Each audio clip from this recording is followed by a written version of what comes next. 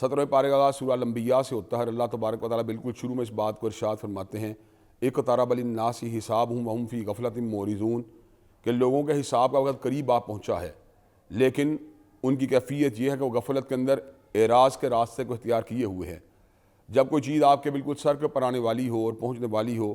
تو آپ کو اس کی آمد سے قبل ہی اس کی تیاری کر لینی چاہیے۔ بہت سے لوگ ایسے ہوتے ہیں جو پیپرز کی آمد سے قبل ان کی تیاری کر لیتے ہیں، چنانچہ ان کو وقت آنے کے بعد دقت کا سامنا نہیں کرنا پڑتا۔ کل قیامت کا دن بہت بڑا ہولناک دن ہے، اور اس دن ان تمام لوگوں کو انتہائی ہزیمت کا سامنا، شرمندگی کا سامنا، ندامت کا سامنا، بیچارگی کا سامنا کرنا پڑے گا، جنہوں نے اس دن کے آنے سے قبل اس کی تیاری نہیں کی ہوگی، اور جن لوگوں نے اس کے آنے سے پہلے اس کے لیے تیاری کی ہوگی، اللہ تبارک و تعالیٰ اس دن ان کو کامیاب اور کامران فرما دیں گے۔ اس صورت میں اللہ تبارک و تعالیٰ نے اس بات کا بھی ذکر کیا فَاسْأَلُوا أَهْلَ الذِّكْرِ إِن كُنتُمْ لَا تَعْلَمُونَ، اگر انسان کسی چیز کی حقیقت کو نہ جانتا ہو تو اس کو اس حوالے سے اہل علم سے رہنمائی حاصل کر لینی چاہیے۔ اہل علم کی وہ رہنمائی جن کے اوپر تمام لوگ متفق نظر آئیں، ان کے اوپر تو کسی قسم کے تردد کی کوئی ضرورت نہیں، لیکن جہاں پر کوئی تنازع، کوئی اختلاف اور کوئی آپس کے درمیان کنفلکٹ نظر آئے تو پھر مومنوں کو کیا کرنا چاہیے؟ فَإِن تَنَازَعْتُمْ فِي شَيْءٍ فَرُدُّوهُ إِلَى اللَّهِ وَرَسُولِهِ، ان کو اپنے معاملات کو اللہ اور اس کے رسول کی طرف واپس پلٹا دینا چاہیے۔ جب اپنے معاملات کو اللہ اور اس کے رسول کی عدالت میں پلٹائیں گے تو اللہ تبارک و تعالیٰ کے فضل و کرم سے جہاں پر ان کی توثیق و تائید نظر آئے گی، ہمیں بھی اس موقف کو اختیار کر لینا چاہیے، اور جہاں پر وہ کسی چیز کو رد کرے ہمیں بھی اس بات کو رد کر دینا چاہیے۔ اس صورت میں اللہ تبارک و تعالیٰ نے اس بات کا بھی ذکر کیا وَمَا خَلَقْنَا السَّمَاءَ وَالْأَرْضَ وَمَا بَيْنَهُمَا لَاعِبِينَ لَوْ أَرَدْنَا أَن نَّتَّخِذَ لَهْوًا لَّاتَّخَذْنَاهُ مِن لَّدُنَّا إِن كُنَّا فَاعِلِينَ، کہ ہم نے زمینوں اور آسمان اور ان کے مابین جو کچھ بھی بنایا ہے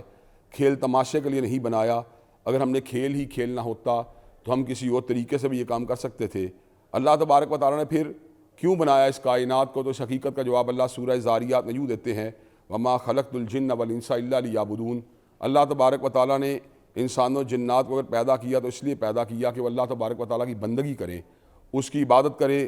اس کی احکامات کی تابعداری کریں۔ جو کوئی ایسا کرے گا اللہ تبارک و تعالیٰ اس کو کامیاب اور کامران کر دے گا۔ اس صورت میں اللہ تبارک و تعالیٰ اس بات کا بھی ذکر فرماتے ہیں وَمَا أَرْسَلْنَا مِن قَبْلِكَ مِن رَّسُولٍ إِلَّا نُوحِي إِلَيْهِ أَنَّهُ لَا إِلَٰهَ إِلَّا أَنَا فَاعْبُدُونِ،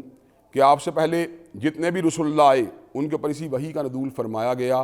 کہ اللہ تبارک و تعالیٰ کے سوا کوئی بھی الہ نہیں ہے، چنانچہ اسی کی پوجا ہونی چاہیے، اسی کی بندگی ہونی چاہیے۔ لیکن بعض لوگ بڑے بد نصیب ہوتے ہیں، وہ اللہ تبارک و تعالیٰ کی ذات کے ہوتے ہوئے، وحدہ لا شریک کے ہوتے ہوئے، مدبر الامور کے ہوتے ہوئے، رب تعالیٰ کے ہوتے ہوئے اپنے آپ کو الہ کہنا شروع ہو جاتے ہیں۔ تو اللہ تعالیٰ نے ایسے بدبخت لوگوں کو چیزوں کے یوں ذکر فرمایا وَمَن يَقُلْ مِنْهُمْ إِنِّي إِلَٰهٌ مِّن دُونِهِ فَذَٰلِكَ نَجْزِيهِ جَهَنَّمَ وَكَذَٰلِكَ نَجْزِي الظَّالِمِينَ، کہ جو کوئی بھی یہ بات کہے گا کہ میں اللہ کے سوا الہ ہوں، اس کا ٹھکانہ جہنم ہے، اور یہی ٹھکانہ جو ہے، یہی سزا جو ہے ہر ظالم کی ہونی چاہیے۔ اس زمین کے اوپر فرعون جیسے لوگ، نمرود جیسے لوگ گزرے جو ظالم بدبخت جو تھے، اپنے آپ کو اپنی دانش کے اندر الہ سمجھتے رہے، لیکن ان کی لاشیں، ان کے جنازے، ان کی انجام اس بات کی بین دلیل ہے کہ وہ لوگ جو تھے اپنے دعوے میں جھوٹے تھے۔ اللہ حی لا یموت ہے، اللہ حی و قیوم ہے، اس کو موت آنا تو بڑی دور کی بات ہے، نیند بھی نہیں آتی، اور نیند آنا تو بڑی دور کی بات ہے، لا تأخذہ سنۃ ولا نوم، اس کو اونگ بھی نہیں آتی۔ تو پروردگار عالم کے سوا کسی اور کو الہ سمجھنا یہ بہت بڑی حماقت، بد نصیبی اور جہالت کی بات ہے۔ اس صورت میں اللہ تبارک و تعالیٰ نے اس بات کا بھی ذکر کیا وَجَعَلْنَا مِنَ الْمَاءِ كُلَّ شَيْءٍ حَيٍّ، اللہ نے ہر چیز کو پانی سے زندہ کیا۔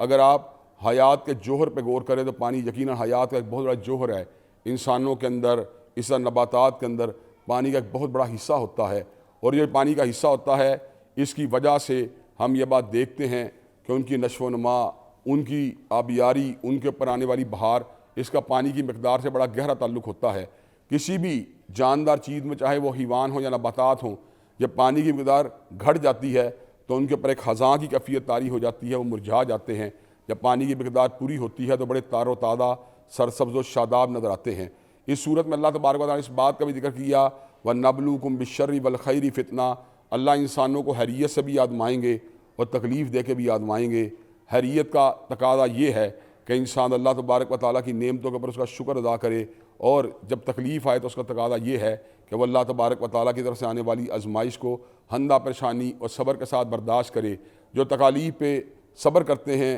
اور نعمتوں پر شکر ادا کرتے ہیں، یقیناً ایسے ہی لوگ کامیاب اور کامران ہونے والے ہیں۔ اس صورت میں اللہ تبارک و تعالیٰ نے اس بات کا بھی ذکر کیا کہ وَنَضَعُ الْمَوَازِينَ الْقِسْطَ، کہ اللہ تبارک و تعالیٰ قیامت کا دن جو ہے میزان عدل کو قائم کریں گے، جو در حقیقت میدان احسان ہوگا۔ اس کے اندر جو دایاں پلڑا جس کا بھاری ہوگا وہ اس صورت میں بھاری ہوگا کہ اللہ ایک نیکی کو 10 سے ملٹیپلائی کر کے